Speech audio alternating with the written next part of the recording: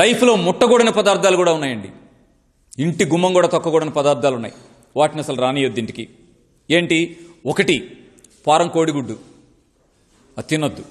అది ఇంటికి కొనుక్కు రావద్దు. అసలు అది మన పిల్లలు తిన్నా మనం తిన్నా నష్టాలు తప్ప లాభాలు లేవు. ఫారం కోడిగుడ్డు తెల్లగా ఉంటుంది కదా నాన్న, అది తినొద్దు. ఎందుకు? అది జీన్ మాడిఫైడ్ కోడి పెట్టిన గుడ్డు. కోడి 10 రోజులు పెట్టాలి. వాళ్ళ కోడి మొదలెడితే చచ్చేదా గుడ్లు పెట్టుద్ది. దాని జీన్ మాడిఫై అయి ఉన్నాయి, హార్మోన్స్ ఇంబ్యాలెన్స్ అయి ఉన్నాయి. హార్మోన్స్ ఇంబ్యాలెన్స్ అయిన కోడి పెట్టిన గుడ్లు తింటే మన హార్మోన్స్ ఇంబ్యాలెన్స్ అయి రిస్క్ అవుతాం. ఇవాళ వస్తున్న ప్రాబ్లమ్స్ మీకు తెలుసు, చాలా హార్మోన్స్ ఇంబ్యాలెన్స్డ్ ప్రాబ్లమ్సే. నెక్స్ట్ మరొకటి, ఫారం కోడి మాంసం తినొద్దు. ఎందుకు తినొద్దు? కోడే కదా, సంవత్సరాలు తింటం లేదా? సంవత్సరాలు ఈ కోడి కాదు మనం తిన్నది. వీళ్ళు పెంచిన కోడి ఏంటంటే నెల రోజుల కోడి పిల్ల. ఆ కోడి పిల్లకి హార్మోన్స్ ఇంబ్యాలెన్స్ చేయడం ద్వారా 2 కేజీలు పెరిగేట్ చేస్తున్నారు వాళ్ళు. అది మాంసం ముద్ద కాదు, మందుల ముద్ద. గుర్తుపెట్టుకోండి. అవి తిన్నామంటే మన హార్మోన్స్ ఇంబ్యాలెన్స్ అవుతాయి, నష్టపోతాం. తినొద్దు. అలాగే చెరువులో పెంచుతున్న పెంపకు చేప, దాన్ని కూడా ముట్టుకోవద్దు. చేపలు మనల్ని ఏం చేసినండి? డాక్టర్ దగ్గరికి వెళ్తే మాంసం గుడ్లు ఏమో కానీ చేపలు తిన్నా నష్టం లేదంటారు కదా. చేప అంటే మనల్ని తిన్న చేప కాదు. ఈ చేప హార్మోన్స్ ఇంబ్యాలెన్స్ అయిన చేప. సంవత్సరానికి కేజీ పెరగాల్సిన చేపలు ఈ 2 కేజీలు 3 కేజీలు పెరుగుతాయి.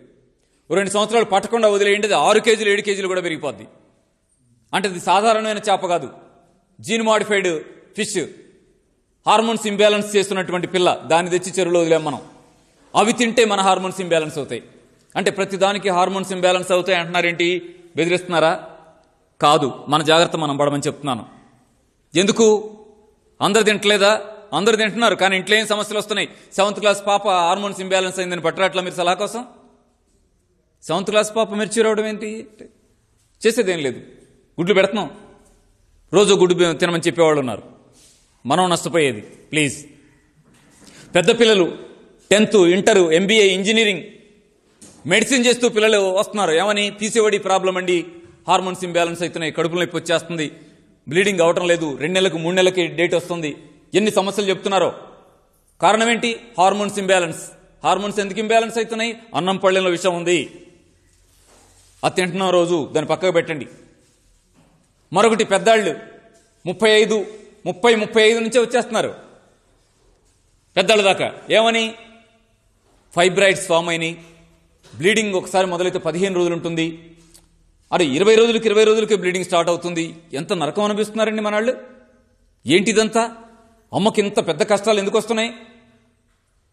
వాళ్ళేమో రెడీగా ఉన్నారు, గర్భసంచి కోసేసి కుక్కకేద్దామా పిల్లికేద్దామా అని. ఏంటి ఇబ్బందులన్నీ? ఖచ్చితంగా మన ఫుడ్లో ఉన్న లోపం వల్ల వస్తున్నాయి ఇవన్నీ. ఆ జీన్ మాడిఫైడ్ ఫుడ్ మట్టుకోకండి. హార్మోన్స్ ఇంబ్యాలెన్స్ చేసిన కోడిగుడ్లు, చేపలు, ఆ ఫారం కోళ్లు తినకండి ప్లీజ్. అలాగే మరొకటి, ముట్టకూడని ఆహారాలు, ఇంట్లో కూడా రాకూడని ఆహారాలు ఒకటి పాకెట్ పాలండి. పాకెట్ పాలు కూడా చాలా ప్రమాదకరమైంది. ఈ మధ్య కేరళ గవర్నమెంట్ మంత్రివర్గం తీర్మానం చేసింది, 13-14 నెలలు అయినట్టే ఉంది. ఏమని? ఒక ప్రముఖ కంపెనీ పాల ప్యాకెట్లో క్యాన్సర్ కారకాలు ఉండటం వల్ల మా రాష్ట్రంలో అమ్మటానికి వీలేదని నిషేధించింది. వాళ్ళు నిషేధిస్తే మనకెందుకు? వాళ్ళ కంపెనీ కదా. కాదు, అది మన కంపెనీ అయినట. ఇక్కడ అమ్ముకోగా మిగిలి అక్కడికి పోయి అమ్ముకుంటున్నామట. వాళ్ళు నిషేధించారు. మన దగ్గర పేపర్లో రాదు, టీవీలో రాదు. ఎందుకు రాదు తెలియదు మనకి. ఎందుకు వచ్చిన గోల?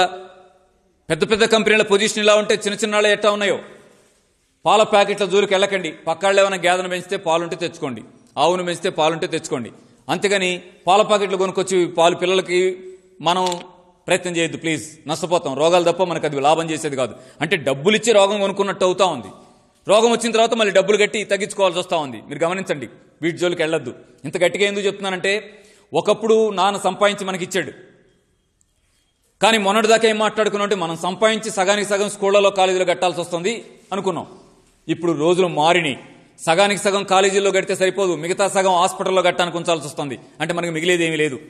సగం కాలేజీలకి, సగం హాస్పిటల్స్కి ఒట్టి చేతులతో మిగులుతాం. మిగిలి ఏమంటాం అంటే, అరే నన్ను చూడరా, ఆడు చూడటానికి లేడు, అటు బెంగళూరు, హైదరాబాదు, అమెరికానో పోయి చదువుకుంటా ఉంటాడు. చూడటానికి లేరు, అక్కడ ఉంటాకి లేదు.